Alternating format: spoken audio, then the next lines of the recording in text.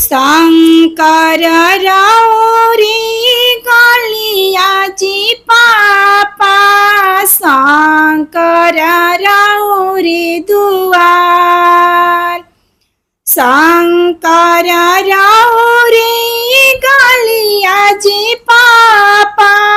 शंकर राउरी दुआर हाथिया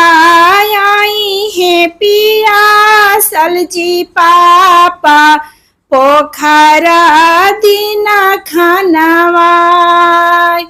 हाथिया आई है पिया सलजी पापा पोखरा दीना खानवाय काई उनो करा खाई निजे पापा काई रखनी उधार के कर न बलहर निजी पापा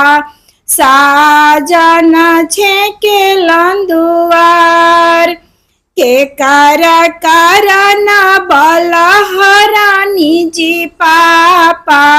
साजन छेके लंदुआर अरे पानामा उनो करा खाई निये बेटी फुलावा रखनी उधार अरे पानामा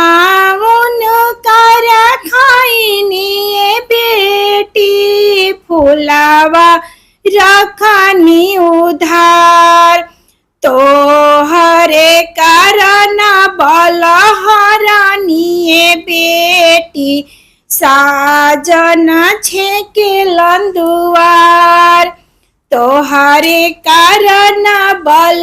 बलहरानिये बेटी साजन छेके लंदुआर अरे पानावा उनो करा फेरी दीजी पापा फुलावा देही छितिराय अरे पानावा उनो करा फेरी दीजी पापा फुलावा देना छितिराय हमारा के लेके खिली जाई तिया कासावा साजना लौटी घरे जाए हमारा के लेके खिली जाई तिया कासावा साजना घरे लौटी जास अरे हमारा के लेके पापा जांघे बैठवाती साजना लौटी घरे जास शंकर राउर गलियाची पापा शंकर राउरी दुआर अरे हाथिया आइली पिया सनी पापा पोखरा दीना खानवाय हाथिया आइली पिया सलजी पापा